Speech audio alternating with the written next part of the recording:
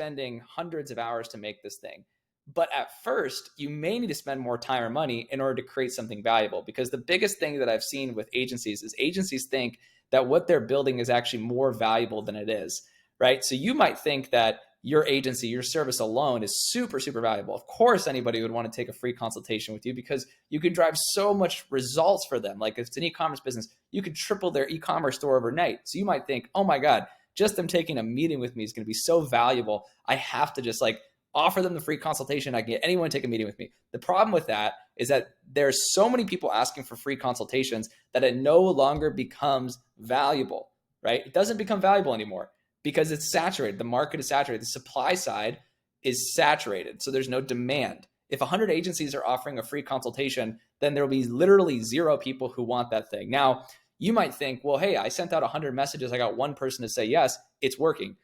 In reality, it's not really working. Because when you talk to people who are able to scale their agencies to 10, 20, 30, $100 million a year in revenue, which I have, they get way more people to say yes. Why? Because they're focusing on giving lead magnets that are insanely valuable that can get anyone to say yes. A couple of examples, right?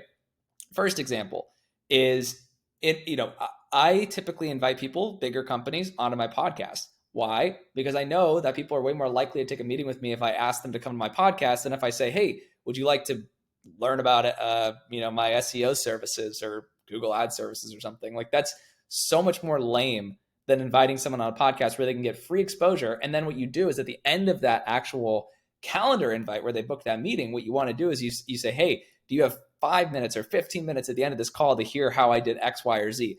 Now, the thing is, you just do the simple math. If you had 100 people that you're reaching out to, and originally you're only going to get one person out of that 100 to say yes, right? But if you offer them a free lead magnet, then you might be able to get 20 out of those 100 to say yes.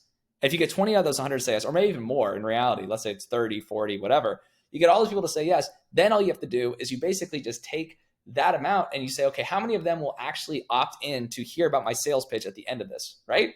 And if it's like 40% or 30%, let's say 50 said yes, it's a 30% of them opt in. You have way more people now who are opting in to actually meet with you for a sales call than you otherwise would have, right? And you gave them extreme value with that lead magnet that they otherwise would not have received. So the goal, once you have figured out what's valuable, when you found out what people would actually want to pay you time or money for, the goal at that point is basically to figure out how can I deliver this value for a cheaper and lower cost to me, right? If the cost is lower on my side, then I'm actually just printing cash because I'm able to get a bunch of people to say yes. Way more people are coming through my door. They're coming into my business. They're asking questions. They're meeting with me. They're actually converting to sales calls. And my cost to get them is so low that I'm just printing money, right? So that's what you want to think about it. And one key thing that you want to think about, if you guys are watching on YouTube right now, this is something that I'm sharing. But when in doubt, show your services instead of telling them how great you are. I'm going to repeat that. When in doubt, show your marketing services instead of telling them how great you are. That's really important because if all you're doing is just saying, oh my God, I'm so amazing. I have such an amazing marketing agency. I do all these cool things for people. You're not going to actually get people interested. But if you can give them something of value and say, hey, this thing is really, really great.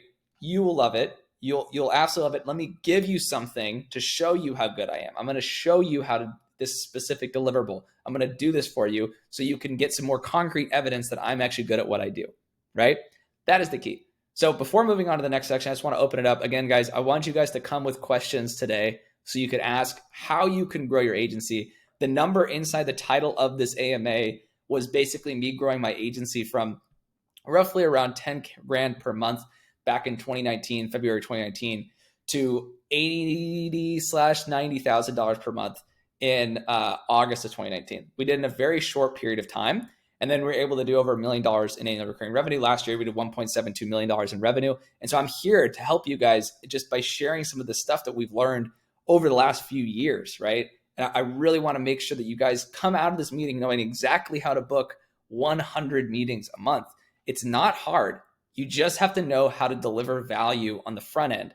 And it can't be a free consultation or a free audit because that stuff does not work. It does not work at scale. Okay. So does anybody here have any questions? I'm just going to keep going to this if you don't, but now's the time to ask. I really want to help you guys get the most out of this. So feel free to request to come up on the stage. I'll also give your business a little shout. If you do have a marketing agency, maybe somebody can partner with you. But now's the time to ask. I'll let you guys, request for a few seconds here, and then I'll just keep going. All right, we're just going to keep going on. If anyone wants to request, just remember, at any time, just hit the request button. And then if you're just jumping in, grab the link in the thread below and basically use that link to grab this worksheet. So then we can do this together. So we can work on this together, and I can show you how to book 100 meetings per month, right?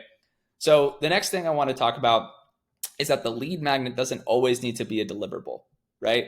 So for example, for the podcasts that I do, that's not something that I actually do for my agency. I don't sell podcasting services in my agency, right? And so you don't have to actually do that either. Instead, what you can do is you can focus on something that is outside of the realm of your actual marketing services and deliver that as value instead. So for example, I interviewed a company called Scorpion SEO. Some of you guys might know them. They do $150 million per year in revenue. Last year, they actually raised $100 million as a Series A. And what do they do for their lead magnet? What's their way of getting customers? They essentially send cookies to lawyers, right? They send cookies, really good cookies, to their prospects, which are attorneys, right? That's their main demographic they go after. They send these cookies to them, and they essentially say, hey, we're Scorpion. We would love to chat. We'd love to learn more about you and see if there's anything we can help you with, right? That is it. And they don't even pitch them super hard. They just said, hey, great to meet you. Would love to learn more about your business. Here's something on us so we can make a good introduction. Then what do? After they send the cookies, they send the salespeople in. The salespeople then go in and they pitch them on the service. But the person had already gotten the cookie. So to them, they're thinking, oh my God, I love this company. Nobody has ever sent me this. And this is the key, my friends. You have to have something that nobody has ever done. If it is something that someone has done before, or at least very few people have done, then they won't have that wow factor. They won't have that amazing experience where you can essentially tell people, hey, this is my unique value prop. I am a unique business. Nobody else is like me. And you can wow them, right? So don't just settle for the boring old free consultation or free audit. That stuff does not work, okay? You have to do something different. You have to do something unique, okay? So that's the next thing I wanted to talk about. Nico, I just saw that you joined. If you want, I could bring you up as a co-host if you're interested. I know you and I do these things together, so let me know. But next thing I want to talk about as well is that the key, or like how you will know when something is a good lead magnet, is basically when everybody is saying yes to it. And so this is something you guys have probably heard this phrase. Obviously, I'm sure a lot of you have, which is direct response marketing. So I want to really be clear on what direct response is in this context. So it's not just that direct response is not just that, you're sending out these messages. It has to be a gauge of there has to be a gauge for how successful a direct response campaign is. And it's not click-throughs. It's sometimes not even meetings booked. To me, a good direct response campaign when it comes to lead magnets is literally just the amount of people that you get to say yes in a cold outreach. So if you call them up, if you hit them with an email, and if people aren't overwhelmingly saying yes, yes, yes, yes, yes, yes, yes, then it's not working. So you just need to start by having 5 lead magnets. This is my homework for you guys. And if you want, you can get the worksheet below, okay? scale.twiz.io/magnet. You can grab that link and we can do this together, okay? I'm going through this right now for the people on YouTube. But basically, what you want to do is start off with 5 different lead magnet options, right? 5 lead magnets, and test all 5. And until you get one that crushes it for you, keep testing, right? But usually if you have 5 distinct lead magnets, you'll get one that works. And then again, the only goal is just to get them in the door. And then once they're in the door and they're talking to you and they're on a conversation with you, then you can close them, because then they like you. There's a really common phrase, which is know, like, and trust, right? That's a very common thing in marketing. If you get them to like you, you're halfway there. If you get them to trust you, you're even more there. If you get them to know about you so much that they see you everywhere and they just can't avoid you, then that's almost completely getting them to the sale, right? But you have to get them to like you first.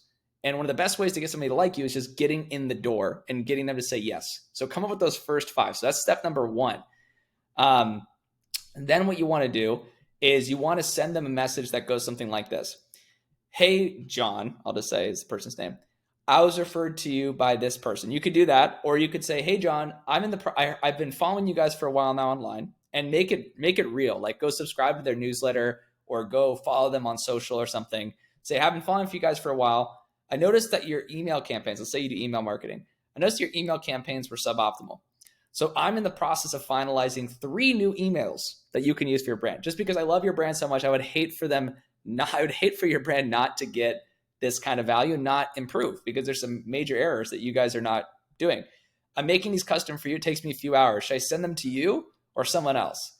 And then if you really want to get them to say yes, at the end, you can say, they are free, by the way, and 10 other, let's say it's a health and wellness brands, 10 other health and wellness brands have already taken me up on it, right?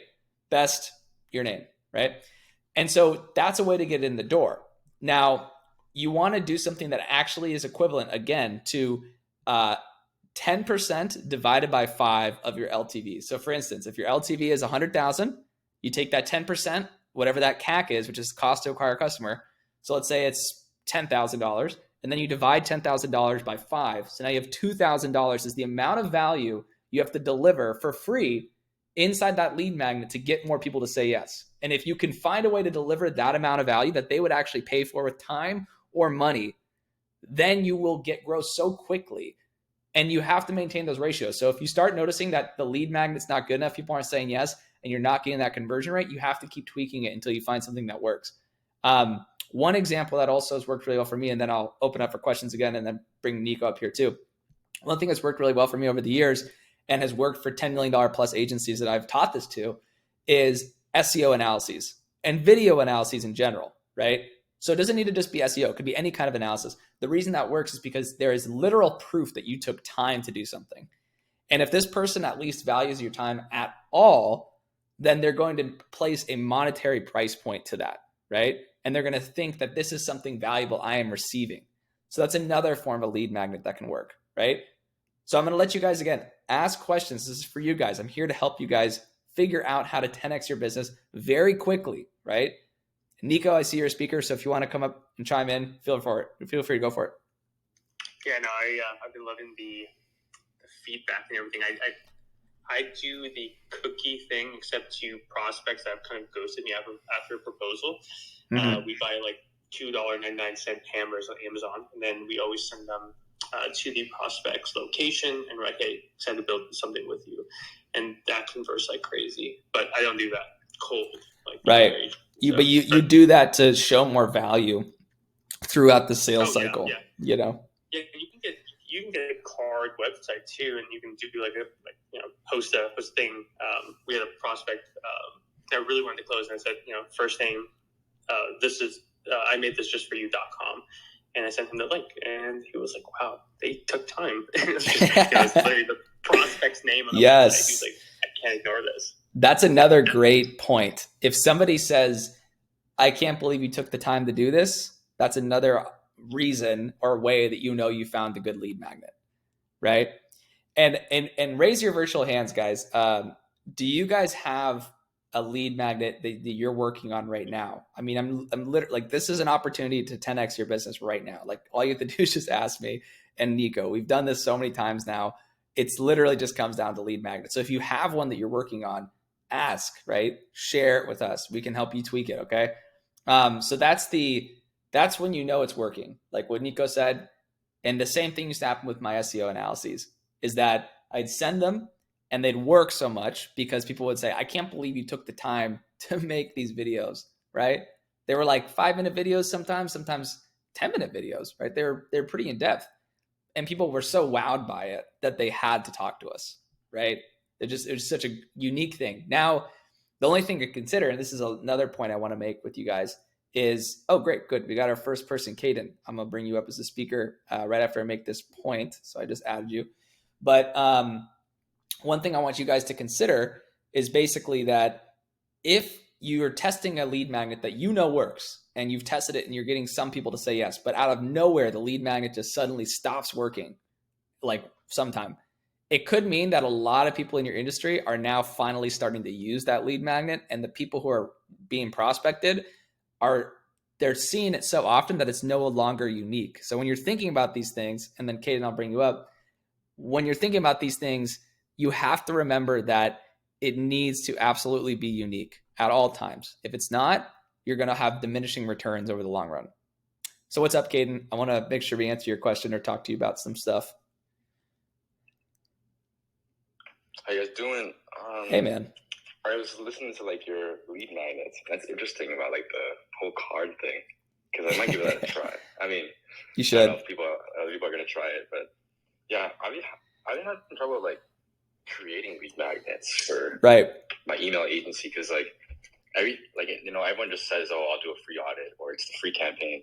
So like, I've been trying like sending notions, docs, like saying, oh, I created you, like creating their entire flow structure from what I can see from their store. But it never seems to work. It like I get the yes, like I send it over, and then it just becomes a cold lead from there. Yeah. What would you suggest I could like do from there? In terms of, so can you repeat the question one more time? You mean just in terms of like getting more people to not ghost you or go cold? What was that? Yeah. So I think that first question would be, have you tested, how many of the lead magnets have you tested? Because usually what ends up happening is some people will start with one, maybe they go to two, but then eventually they kind of like, there's one that maybe worked, but then it stops working. And usually it's just a lack of testing different kinds. So we could brainstorm a couple right now on the go if you want, but how many have you tried so far? So I've tried about 4 of them. Like, I tested just doing like I should have made a free like sample campaign or the notions of like flow structure for the brand. I also did free audits, and I mean like the classic one. Yeah. And also just a Loom video of me just analyzing the pop-up. So very basic stuff for like an email agency. Well, I would tell you what, so this is something that a lot of people sleep on, and I kind of hope that they do it more often, is if I know that you're good, like if I go to your website and I see that you're good, right? And I look at everything and your brand's good and you're posting online and people trust you and all this stuff. If I think that, the only thing that would stop me from working with you at that point is just, is this person going to be able to give me a quick turnaround time on a deliverable? And is the deliverable that they're actually going to give me good, right? Like I see all the social proof, I see this stuff. If you can get to that point, that's cool. But then if you can show them that last little barrier they can get over, then you're going to be basically swimming in leads. So what I would recommend you do is, first of all, if you haven't got that, again, it's a free worksheet. Grab that right here at the bottom here. It's the scale one in the thread. So you can, because this shows you exactly how to do this. It shows you exactly how to make a free lead magnet and stuff. And I've done this with like over 100 agencies now at this point. So I know that this works. But my point is that it basically, if you can make like, have you tried maybe like making one email for them, and you say, hey, I'm in the process of making an email for your company. I noticed that some of the ones you're sending out right now are suboptimal. Should I send it to you or somebody else? Have you tried anything like that before? Actually, in that like phrased in that way, no. But I've tried like saying, hey, I'll make you an email campaign. Right. But if I said like, I see what you're saying. Like if I say I'm in the midst of it, it makes it just sound more convincing, and it also puts me in a position where I can just have it ready immediately and just like go send it if they actually say yes. Because that's the thing. People want to do this. Every agency at the beginning is like, oh my God, I would love to lead with value because it makes me sound better, it makes the clients happier in the long run because they know what they're getting when they purchase, all sorts of stuff. But what ends up stopping them is that they just don't have a process for making sure they're not overspending on the prospecting lead magnets, right? Because if you did it for every single prospect and only like 5 said yes or 10 said yes, then you're not going to be able to scale that. So you only want to do it when people say yes, right? You want to say, I'm in the process of finalizing this for you. And then that way, the last piece is just the reason it's not finalized is because they haven't said yes, that's the reason. So I would recommend doing something like that. Nico, do you have anything you want to add? Yeah. How are you delivering it to them? Are you just sending an email and you're like, hey, here you go? Yeah. Is there like a better way to do that? Yeah. I mean, like 99.9% of the time, if there's a phone number attached, I just call them out. And I'll just be like, hey, listen, I'm finishing up right now. Like what, like for email marketing, it's like I'm thinking about writing it like this. Does that make sense? And you start bringing them into the conversation. Plus, like, I don't know, I follow up like 7 to 10 times and I'm sending something custom to them, right? I'll take it to multiple platforms or whatnot like that. So, I mean, follow up, that's the biggest thing. And don't be continuously add value to it, like bring something up in the Notion doc that you sent, right? Like if you're like, hey, I think email 3 will work perfectly like for Christmas, but don't say anything else. Like they'd be like, oh, Christmas is coming up. That's kind of cool. Yeah. Well, Caden, I would also say too, I mean, the thing to think about to even make this like mathematical in terms of how much time or money or effort should you put on something. Again, take that formula, 10% of your LTV. So how much your customers will pay you over time on average. So if it's, 12 months for $1,000 or $2,000, it's 2,000, it's 24,000, take 10% of that. That's 2,400, divide 2,400 by 5.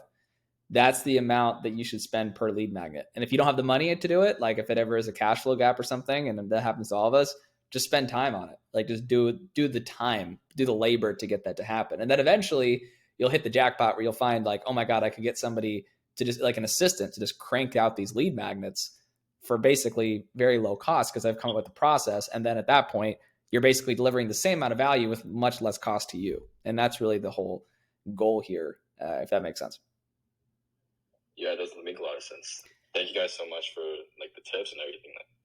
I see what you mean now. I never thought about like just calculating like the LTV because like you have a high LTV, we can just, as long as we just spend what was it, 5% of our like LTV, our average LTV on a client on a lead magnet, it'll actually make sense in the long run. It does. Yeah, definitely put that into action for sure. Definitely do, man. And come back, Wednesdays at 12, we're doing these. So if you ever need some more guidance, come back and ask. And you feel free to hang out too. But I'm going to move to Hunter and see. But if there's no one else who requests a question, you could also ask some more. But Hunter, I brought you up. So if you have your question, feel free to go for it. Hey, what's up, man? Hey. Can you hear me? I can hear you. Perfect. Awesome. Yeah, general question. If it's not on topic, just kick me off the stage. So with prospects that are pretty much like said they're ready to close. Yeah. And I can get a general sense if they're, you get sometimes from time to time people saying that they want to move forward just because they're not comfortable with confrontation. Right. But not in that sense. If they're actually wanting to close. Right. And for whatever reason, let's say you go into the weekend, they don't close on Monday, and they're just unresponsive. Do you have like a follow-up sequence that you go through with that? Yeah, I do. Well, first off, I would just say, generally speaking, I always prioritize phone calls over emails. So that's one kind of tip. Second thing I would say is, and even SMS, sometimes that can work now as long as you're being compliant. But the other thing I would say is, if you look at your sales process and that the average person closes after 2 meetings, which is usually the case, I would say, then what you should do is you should make your sales process and your lead magnet basically cover 2 meetings.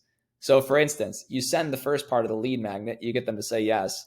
And then you say, great, would you be down to hop on a call? I'm actually working on a couple more for you right now. And then you give them those. And then you do another thing that's like, I actually have some more stuff that we can work on to finalize this.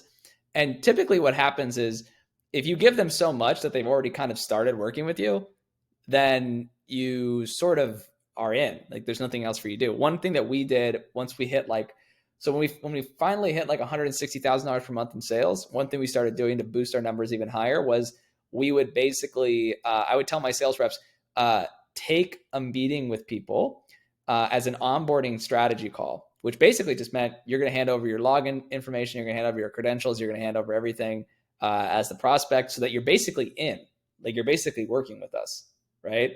So then it's just a decision of, do I want to go backwards and opt out of all of this? Do I want to go find another agency and do all this stuff, So I think one thing most agencies typically underestimate, and it's hard, don't get me wrong, this is hard to do, but this is so important if you can make it work, is having a product that's so good that they have lock-in, right? Like that they're already in. Like there's really no way they can leave because they've already like started so much, and the headache of switching is so high at that point that they're just going to work with you, right? And obviously I would recommend not being malicious about this or doing anything unethical, but if you can do this and provide like some healthy form of lock-in where you've already started working with people and they would feel like they're spending so much time switching to someone else, then I think at that point you can just keep delivering value until they're like, okay, I just got to do this. It's just so valuable. So that's what I would do if I were you, if that helps. Yeah, that makes a lot of sense. I've always generally waited till they either sent some form of money or like had some kind of financial incentive before I did the setup call. But right, I think your kind of reverse engineering of that, or however you want to put that, is probably on point. Well, remember so I kind of look at everything like you have to start, and this is hopefully something that if I had to distill all my 4.5, almost 5 years of experience down into a couple of key things, it would basically be this, because I made a lot of mistakes. But it's basically that you should spend way more time coming up with a good product than selling. Because once you have an amazing product, the product sells itself. And I know a lot of people don't want to hear that because people are like, oh, you got to go out, you got to push, you got to do marketing, you got to do sales. Like, that's not true. Nothing sells itself. That's not really true.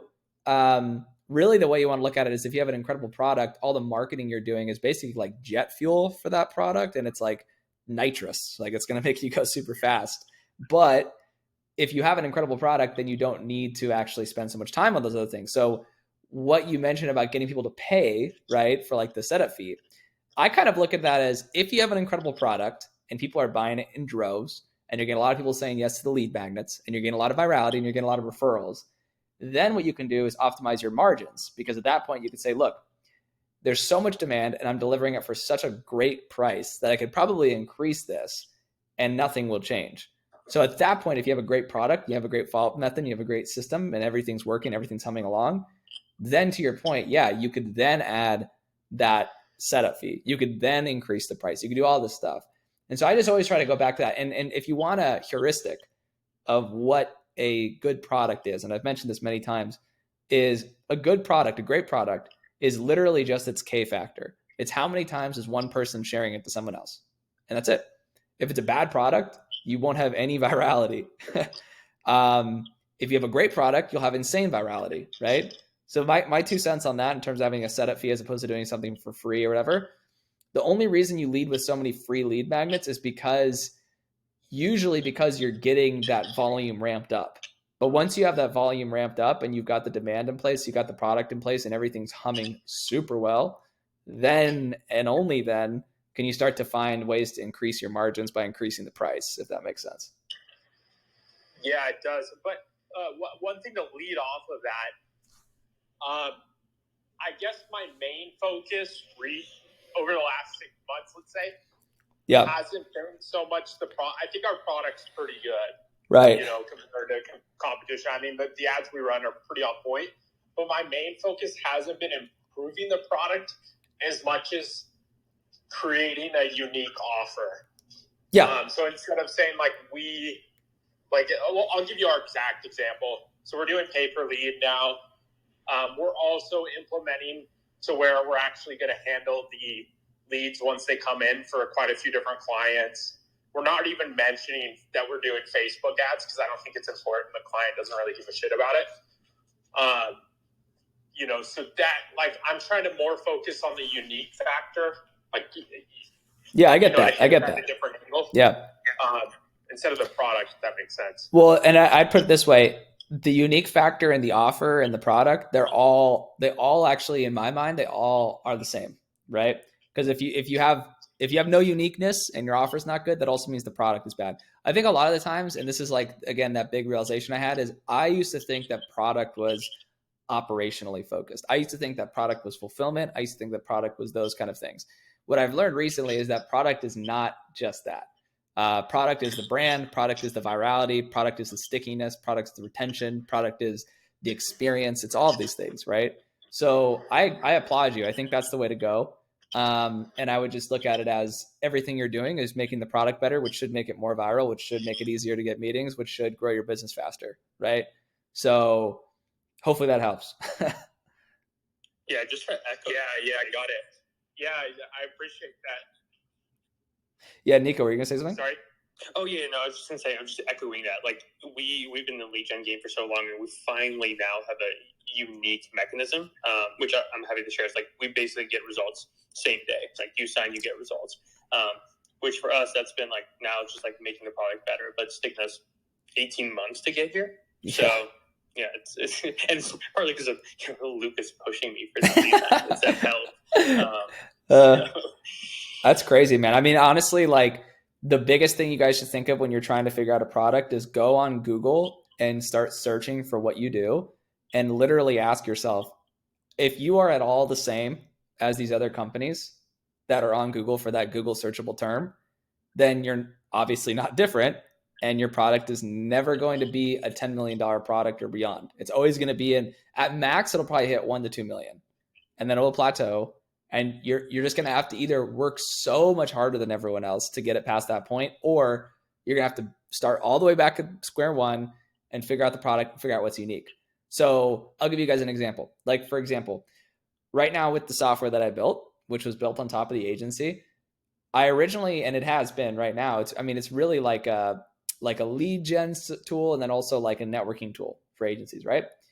But really, I actually don't think I can win on that, if I'm being real. Like, I don't think that that's actually what's going to make it a $1 billion company at all, because there's so many lead gen companies and there is so many networking companies. So there's nothing unique about that. But what I did is I went online and I looked for something a lot. I spent a lot of time researching, and I think I found something that could be unique, and we'll see how it goes. Is basically, instead of being just like lead gen or just networking and stuff, we want to become the #1 affiliate tracking software for digital marketing agencies. And what that means is there's a lot of different affiliate tools. Most of them are catered towards SaaS. Most of them are catered towards e-commerce, but almost none of them actually, I don't think any, honestly, from the research I've done, that are catered towards startups, not enterprise. I know enterprise has some solutions for this, but startups and companies doing less than $10 million in revenue, there's nothing really that makes it easy to track the amount of meetings that you're getting from different people, and then also incentivize and pay those affiliates out to get you more meetings, which if you ask almost any agency owner, that's why everyone's on this call right now, it's about leads. Like, how can I get more leads? It's not necessarily sales, because the sales process can be longer than a few weeks sometimes. And if somebody sends a lead over to you and you have to go track it manually through a Google Sheet, it can be very cumbersome. So in my opinion, the only thing that we'll win on and we can defend at scale, and this is what's so critical for you guys to think about with your agency, is the thing that I'm betting the farm on, something that's unique enough that I can scale, that will stay unique as I scale, and I will continue to have and maintain a 10x advantage that's extremely viral over time. And if you don't have that, then you shouldn't throw your hat in the ring, right? If other people are doing that thing, you shouldn't throw your hat in the ring. That's my 2 cents. People will disagree with me, but that's my 2 cents. So Nick, I don't know if you have anything you want to talk about or if anyone else has any questions, but now's the time to request for those if you have questions. And then Caden and Hunter, if no one else requests any, then we can keep going with anything you guys want to work on as well. So feel free to chime back in. I'll let anyone request now also. So yeah. Yeah, listen, coming from the like LinkedIn lead gen world, like all I'm focusing on right now is building and much like Lucas, like we have a software component. So that's where we're focusing on most of our time on. But again, the unique mechanism is everything. Like I want, instead of 90% of my net new business to come from outbound, I want that to come from referrals. And it's such a different way of thinking about it. So you have to have a product that actually produces, is sticky, and then has that viral component to it. Because listen, like I come from like the least unique industry, which is like LinkedIn lead gen and email lead gen. You know, I'm not saying that it's just saturated in my opinion. Maybe it's not. Maybe I'm just really bad at selling. But. No, I think you're good, man. I think you're really good. I think it is just, it's so competitive, and I think, you know, the thing that people, like, again, the thing they typically forget is that you know, it's one thing to look at all your competition and say, oh my God, they all suck, I could do so much better than all of them. It's one thing to say that, because that's easy. Everyone can say that just by looking up on Google. It's another thing to be real with yourself and say, why is it that my competition is not doing these things that actually could help their prospects and their customers sell or grow way more? Is it because it's really hard? Because if it's really hard, then it will also probably be really hard for you. So you have to ask yourself, if I throw my hat in the ring and try to compete in this specific niche, will I actually be 10x better than the next best thing? If not, it may just not be a good fit. You may just not want to do that because there's a reason the competition is not doing that either, you know? So that's typically how I look at it. But yeah, Kate and Hunter, do you guys have anything else you want to talk about? I see you guys are still up here as speakers. I'm happy to chat more about anything. Otherwise, I'll just go into some other stuff. Yeah, just generally, what's your opinion between, because I've heard both sides, between niching down versus, more broad agency. So I think there's like two arguments. I'm always curious to hear people's side on it. I mean, personally, I don't, I always look at it as where is the arbitrage opportunity? And I have to credit, obviously, I mean, I think a lot of people here, Alex Hormozi in his book, $100 Million Offers, really opened this up for me.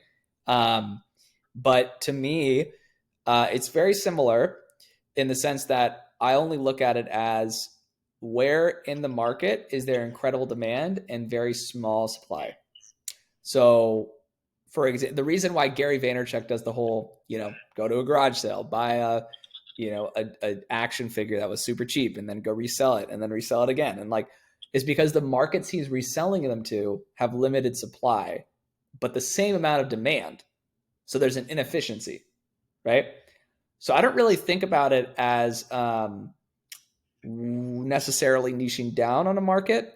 I think it's more niching down on an opportunity and then holding yourself true to that opportunity until you could be 10x better than anyone else in the industry at that opportunity. Sometimes the opportunity could be a specific niche of people, right? Like it could be, maybe working with restoration companies or something. Sometimes it could be, an entire segment. Sometimes it could be a specific service. But what we have to really look at is anyone else doing this thing? And do I have the ability to be 10x better than anyone else at this thing? Right. So I think in terms of niching down, it's more important to answer that question. And I have some evidence to back this up. Not only my agency, which was able to get to pretty good amount of revenue, but also the people that I interview on the show. We just interviewed Scorpion SEO. That was the biggest one I've done so far. Definitely go check out that podcast. I was like 3 or 4 back. It's Corey Quinn is the guy I interviewed. He was the CMO of Scorpion. And again, they do $150 million a year in revenue. They're an agency. There's honestly nothing really exceptional about their service offering. They do SEO and they have a software side now too. They did find an opportunity inside attorneys, right? But do they just work with attorneys? No, they work with a lot of different niches. And that actually holds true for any agency that does over like $10 million in revenue. Most of the time they're working with a variety of different niches, but they have a proprietary processor system that's proven that allows them to have unique enough results that's 10x better than their competition. And that really should be the goal, if that makes sense. Yeah, I generally agree. I think if you could say, I'm working with Susie, that, you can get ultra specific. Like I'm working with exactly who you are, your exact business. It's going to be pretty strong, but then you maybe run into the issue of scale, because generally what I do see with agencies is the ones that are hitting higher marks are more as far as clients go, broad scale. Yeah. Well, also remember, I mean, this is an important thing to keep in mind is that it may be very difficult at first to dominate a large category. Like that's why you see so many of these startups where they basically become unicorns because they're creating a category, right? Because there wasn't anyone to compete with before they came in the ring, right? And because of that, like Loom, I mean, is there a really good alternative to Loom? I know there are, but everyone uses Loom right now. There wasn't really a category for that before, right? So with Loom, it's like you could be the broad-based term for that, which is just like online recording tool, and still win because there wasn't really a tool for that or a thing that was broad enough or most adopted enough, right, to make that work. So I think for you, it's like, I think at first you have to really be real with yourself and say, can I be 10x better in this niche? So you could do a simple exercise, which is like, okay, I do SEO, right? Do I have the ability to be 10x better than every other SEO company on the planet? Do I have the ability to be 10x better than Neil Patel's team? I don't know. Probably not, to be honest, because they have all the authority and credibility. But if you keep niching down lower and lower and lower, then you could be 10x better, and you could defend that in that market. And only then, once you become 10x better, could you expand into other markets. But you shouldn't expand if you're not 10x better than the competition, essentially. Got it. Okay. So just to say it back in a different way, niche down to begin with, get better than everybody else, and then go broad from there. Exactly, because I think that's the thing most people forget, and this is, again, I'll keep crediting Alex Ramosi because he did open my eyes to this, was the thing is that most businesses are mediocre, like if we're being real, and most businesses don't have crazy profits, right? So when you kind of like flip the script and you start seeing that, then you start noticing how mediocre almost all these other companies are, right? And then you really start asking yourself, dang, like, what can I do to stand out, right? And if you really think like, I'm only going to enter because think about the companies that actually are 10x better than everyone else, like Apple with the iPhone. I mean, now I guess there's Android and all these other phones, but like the best brand is probably Apple with the iPhone, right? They've been able to maintain that advantage for a long time. They have extreme profits because they are the best, right? So like the only way you're going to find profitability and not just revenue is to be the best. Now you can go get revenue. That's easy. Going and getting sales is easy, but being profitable is much harder, and it's much more about your product. Yeah, awesome, man. I appreciate it. I just a suggestion that I think would be awesome.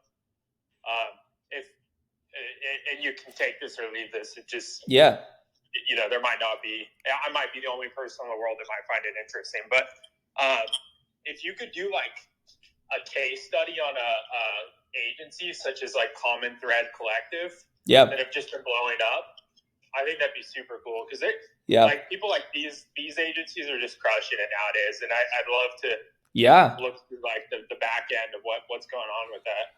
100%. Well, right now for our podcast, we're only interviewing.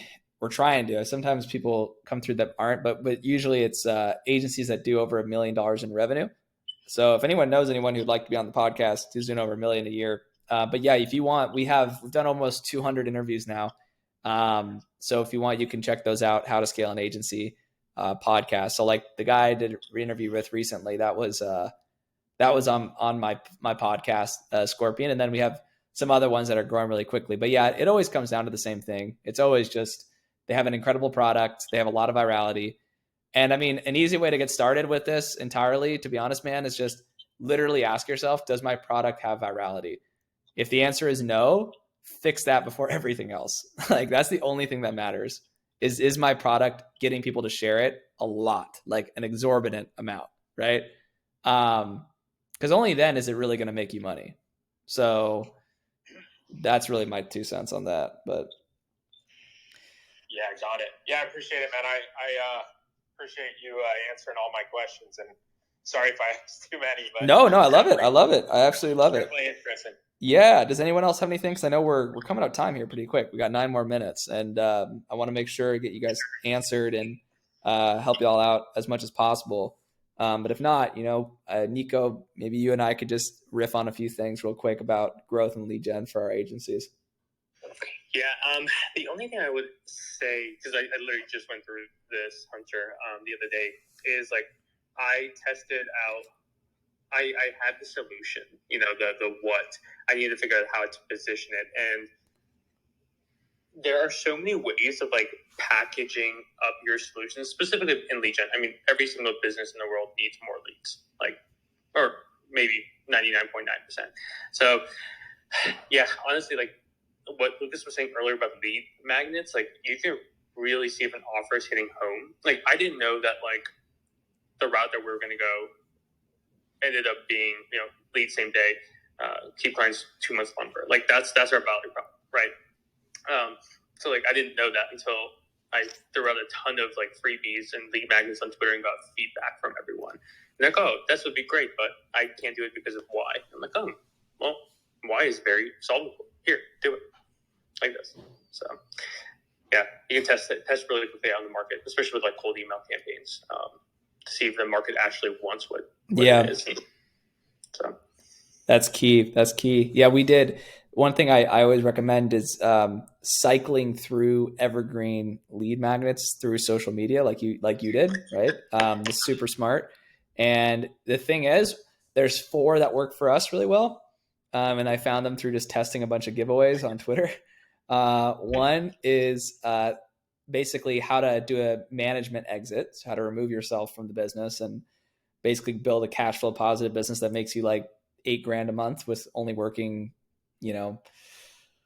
4 hours a month, which is basically where we're at right now. That's one. The second thing is how to get leads. That's an obvious one for everyone. Third one is how to build remote sales teams and remote product teams. That was a big one too. And the fourth one is how to manage sales teams. Those worked for us. And now the cool thing is that I can go and use those now over and over and over again and just change the copy on the sales, on the social media side, and keep coming up with new webinars or new books or whatever, just in those 4 topics, right? Because I spent the time writing like thousands of these social media posts to find what worked, That's the key. That's really the key. So anything else, Nico, you thinking about, or what's on your mind right now? Oh yeah, no, I'll just share a something honest. Like, so when we're starting to get in the game, like we found a very interesting hack on like how to use Upwork as a service, right? So we would help agencies use Upwork, and like on paper, awesome idea, launched it, sold it, and then we ran into this problem of like scale, and like people didn't really understand it. So just to Lucas's point earlier, like test the hell out of this and just really make sure that 1, it's profitable, 2, scalable, and 3, like you actually enjoy it and you get the results. Yeah. So just like, because I mean, we all have failures, and that's probably one of my biggest ones. Where that was like 6 months of my life.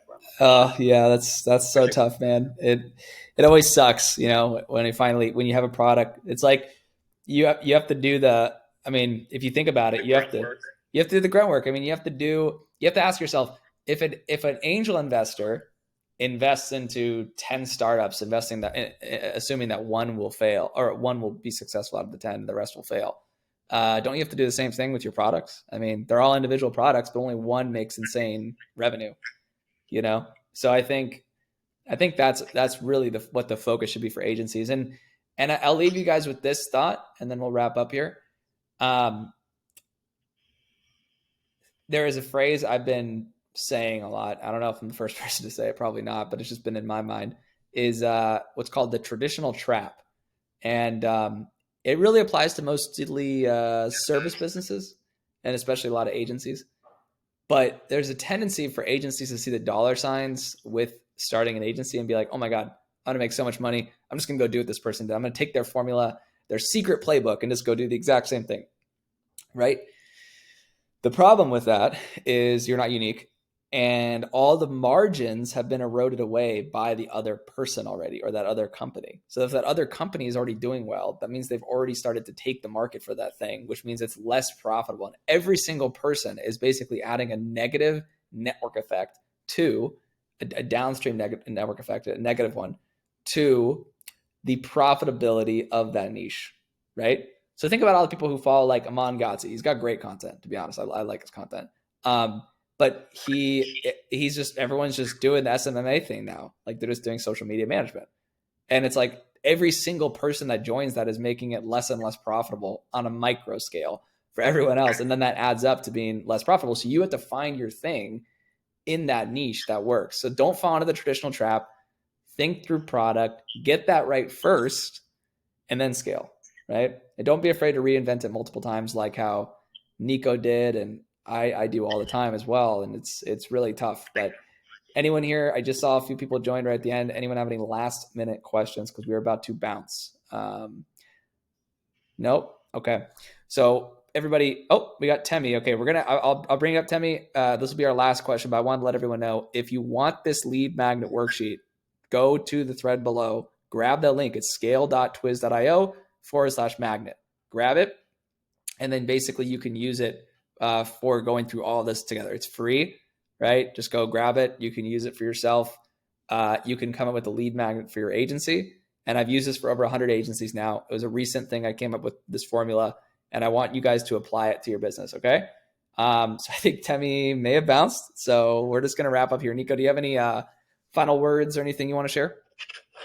Honestly, no. It's just like make a priority, like make product a priority, make testing out lead gen or lead magnets a priority. Like it's something I slept on until Lucas forced me to do it like a month ago, and it just accelerates everything. So love it. Awesome, guys. Well, everybody, Wednesdays at 12 p.m. PST is when we do these lives. I have a really cool one coming up pretty soon with someone who actually just sold his SaaS product. He didn't tell me the number, but it sounded like it was for a hefty amount of money because he went on to buy agencyreporting.com, which is probably a pretty expensive domain name. So I'm going to have him on the show. Again, everybody, Wednesdays at 12 p.m. The recording for this will be on my Twitter if you guys want to listen to it. And if you guys think anyone would enjoy it, feel free to share it with them, tag them in the post, etc. But I appreciate all of you. Hopefully you guys have a great week scaling. I know times are tough right now with the recession, but hey, if you have a good enough product, you'll still keep growing. I've interviewed a lot of people who blew up during a recession, like absolutely blew up. But you won't if your product is the exact same as everyone else, right? It just won't happen. You have to have something unique. So keep thinking about that. Keep working. Keep hustling. Best of luck, everybody. Peace out.